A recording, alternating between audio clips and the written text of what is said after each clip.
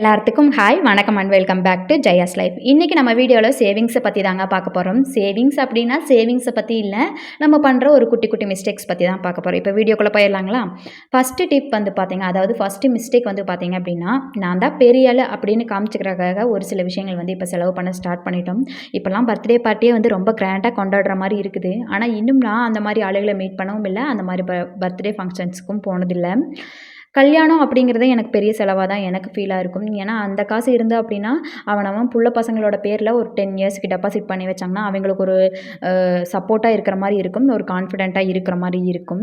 So நான் தான் பெரிய ஆளுன்னு காமிச்சிக்கிறக்காக எல்லா விஷயமும் பண்ணிகிட்டே இருந்தோம் அப்படின்னா ஒவ்வொரு டைமும் நம்மளை வந்து ப்ரூஃப் பண்ணுற மாதிரி தான் இருக்குமே தவிர ஒரு தடவை பண்ணிவிட்டு அதை விடவும் முடியாது. அதனால இந்த செலவுகளை எல்லாம் கம்மி பண்ணிக்கிட்டோம் அப்படின்னா நம்ம வந்து கம்ஃபர்டபுளாக கன்வீனியண்ட்டாக இருக்கலாம். மிஸ்டேக் நம்பர் 2, ஆஃபர்ஸ் அப்படின்னாலே இனிமேல் இந்த ஆஃபர் போடவே மாட்டாங்க. கண்டிப்பாக இந்த ஆஃபர் வாங்கியே ஆகணும், யூஸ் பண்ணியே ஆகணும் அப்படிங்கிற மாதிரி ஒரு சில ஆஃபர்ஸ் இருக்கும். அது மட்டும் இல்லாமல் ஆஃபர்ஸ் அப்படின்னு பார்த்தோன்னே ரூ. 200 2 சேரீ இல்லைனா ரூ. 150 ஒரு சேரீ, இந்த மாதிரி சம்திங் ஏதோ ஒரு ஆஃபர் போயிட்டே இருக்குது அப்படின்னா ஆட்டோமேட்டிக்காக ஒரு ½ அந்த மாதிரி டைம் தான் கொடுப்பாங்க. ஏன்னா நம்மளை யோசிக்க விடக்கூடாது. யோசிக்க விட்டோம் அப்படின்னா நம்ம வந்து அதில் தெளிவாயிருவோம் அப்படின்னு சொல்லிட்டு ½ 10 மினிட்ஸ் இந்த மாதிரி ஆஃபர்ஸ் வந்து நிறைய போடுவாங்க. அதிலிருந்து கொஞ்சம் வெளியே வந்து பார்த்தோம் அப்படின்னா காசு மிச்சமான மாதிரி இருக்கும். அது மட்டும் இல்லாமல் ரொம்ப யூஸ்ஃபுல்லாக இருக்கிற மாதிரி இருக்கும். இல்லைனா ஆஃபர்ஸில் வாங்கிட்டு அதுக்கப்புறம் அந்த பொருள் நல்லா இல்லைனோ இல்லைனா அது சாயம் போச்சுனோ ஏதோ ஒன்று ப்ராப்ளம் வந்தது அப்படின்னா அது மட்டும் இல்லாமல் காசு போகிறதும் இல்லாமல் ஏன்டா இந்த செலவை பண்ணணும் அப்படிங்கிற மாதிரி யோசிக்கிற மாதிரி கூட இருக்கும். ஸோ இந்த ஆஃபர்ஸ் எல்லாம் பார்த்து அதுக்காக செவிசாய்க்காமல் கொஞ்சம் தள்ளி போயிட்டோம் அப்படின்னா காசை வந்து கொஞ்சம் மிச்சப்படுத்துகிற மாதிரி இருக்கும். மிஸ்டேக் நம்பர் 3, இன்ஸ்டால்மெண்ட் இருக்குது அப்படிங்கிற ஒரு விஷயத்துக்காக எல்லாத்தையும் வாங்கி வாங்கி குமிச்சுக்கிட்டே இருந்தோம் அப்படின்னா நமக்கே தெரியாது. நம்ம வாங்குகிற பொருளோட விலை ஒரு ரூ. 5000 அப்படின்னா அது அந்த இன்ஸ்டால்மெண்ட் எல்லாம் கட்டி முடிஞ்சு பார்க்கும்போது ஒரு 15,000 13,000 12,000 அந்த மாதிரி கட்டியிருக்கிற மாதிரி இருக்கும். அதிக வட்டியை நம்ம கட்டியிருக்கிறோன்னு கூட தெரியாது. இன்ஸ்டால்மெண்ட்டுங்கிற ஒரே இதுக்காக நம்ம வந்து நிறைய பொருட்களை வந்து வாங்கி வாங்கி குமிச்சிட்டே இருக்கோம்.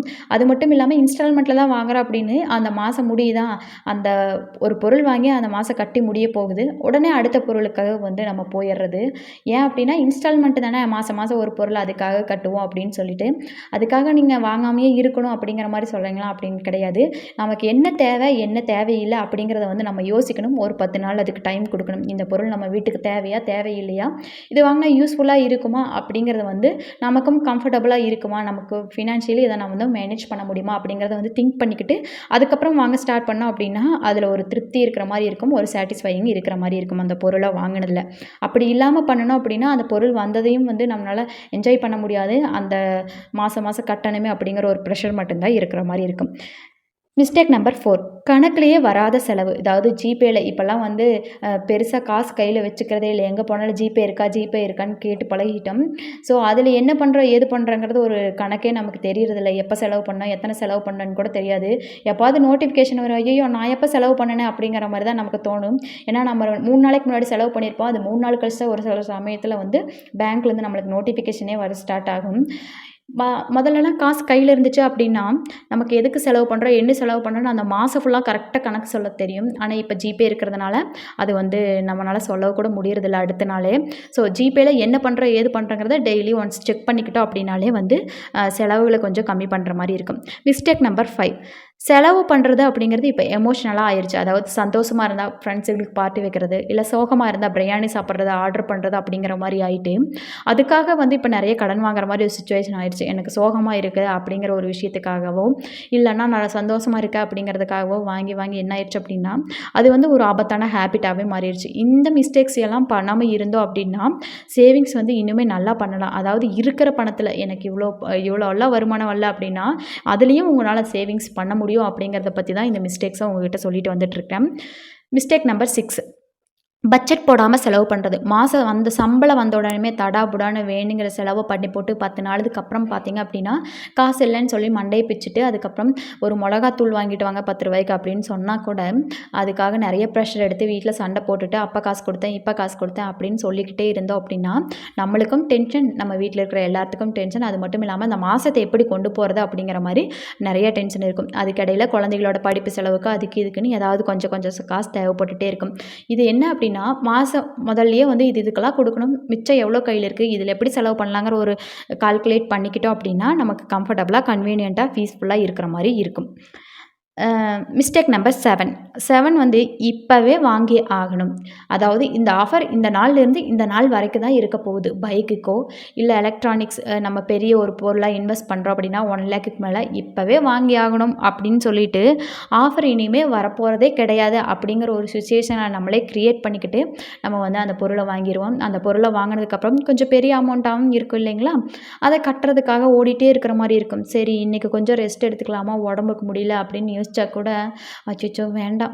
இன்ஸ்டால்மெண்ட் கட்டணும். அது மட்டும் இல்லாம இஎம்ஐ வந்துருச்சு அப்படிங்கிற மாரி ஒரு மனசுல வந்து ஓடிட்டே இருக்கும். கொஞ்சம் கூட ரெஸ்ட்டே நம்மளுக்கு கிடைக்காத மாரி இருக்கும். இந்த மாரி கொஞ்சம் கொஞ்சமா விஷயத்த தவிர்த்துட்டோம் அப்படின்னா, நம்ம உடல் அளவுலயும், மனதளவுலயும் ரொம்ப திருப்தியா, நிம்மதியா இருக்கிற மாரி ஃபீலா இருக்கும். இல்ல அப்படின்னா அதுக்காக ஓட வேண்டியதா இருக்கும். அதில டென்ஷன் ஆயி வீட்ல இருக்கிற எல்லாத்தையும் திட்டிட்டே இருக்கிற மாரி ஒரு சிச்சுவேஷன் வந்து கிரியேட் ஆகுற மாரி தான் இருக்கும். மிஸ்டேக் நம்பர் 8 வந்து இனி தான் வருமானம் அதிகமா வருதே! 2 பேரும் வேலைக்கு போறோம். அதனால தாராளமா செலவு பண்ணலாம். மாசத்துக்கு ஒரு தடவ வெளிய சாப்பிட்டோமா, இல்ல மாசத்துக்கு ஒரு தடவ நமக்கு புடிச்சது ஏதாவது வாங்கணும், இல்ல ஆன்லைன்ல ஆர்டர் போட்டோம் அப்டின்னா, இப்ப 2 பேரும் தான் சம்பாரிக்க ஸ்டார்ட் பண்ணிட்டோம்ல, அதனால நல்லாவே தாராளமா செலவு பண்ணலாம் அப்டின்னு சொல்லிக்கிட்டு, செலவுக்கு வருமானத்துக்கேற்ப அதே வருமானத்துக்கேற்ப ஒரு செலவு வந்து போயிட்டே இருக்கும். ஃபர்ஸ்ட்டு ஒரு ஆள் சம்பாரிக்கும்போது இருந்த வருமானம், இருந்த செலவு அது வந்து அதே மாரி மறுபடியும் 2 பேரும் சம்பாரிக்கும்போது நல்லா தாராளமா போயிட்டுருக்கிற மாரி இருக்கும். ஆனா ஃப்யூச்சர்ல திடீர்னு ஏதாவது ஒரு சிச்சுவேஷன் எமர்ஜென்சி அப்டின்னா வந்து நம்மகிட்ட காசு இருக்காது. ஆனா வந்து 2 பேரும் தான் வேலைக்கு போறோம். ஏதாவது ஒரு சேவிங்ஸ் வந்து நம்ம எடுத்து வச்சிருந்தா கூட எமர்ஜென்சிக்கு அது வந்து ரொம்பவே ஹெல்ப் பண்ணியிருக்கும்.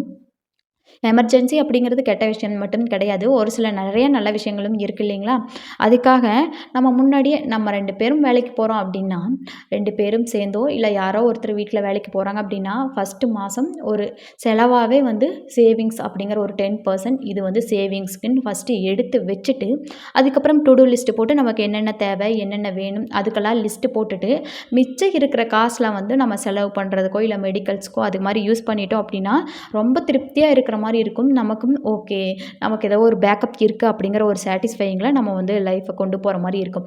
எதுவுமே இல்லாம கடைசியில ஏதாவது ஒரு சிச்சுவேஷன் வரும்போது நமக்கு காசே இல்ல 2 பேரும் வேலைக்கு போனோம். ஒண்ணுமே சேர்த்து வைக்கலன்னு சொல்லி 45க்கு மேல யோசிச்சோம் அப்படின்னா, பிரயோஜனம் கிடையாது. அதுக்கப்புறம் வந்து நம்மளால மனதளவிலும், உடல் அளவிலும் அதை ஏத்துக்கவும் முடியாது. வேலைக்கு போற ஒரு சிச்சுவேஷன் வந்து 50க்கு மேல போச்சு அப்படின்னா, அது வந்து ரொம்ப எஃபெக்டிவா இருக்கவே இருக்காது. ஸோ இந்த 8 மிஸ்டேக்ஸ் எல்லாம் வந்து நம்ம அவாய்ட் பண்ணிக்கிட்டோம் அப்படின்னா, சேவிங்ஸ வந்து இன்னுமே நல்லா ஸ்ட்ராங்கா பண்ண முடியும். இந்த வீடியோ உங்களுக்கு புடிச்சிருக்குன்னு நெனைக்கிறேன். புடிச்சிருந்தா லைக் பண்ணிக்கோங்க, ஷேர் பண்ணிக்கோங்க, காமெண்ட் பண்ணிக்கோங்க. Thank you.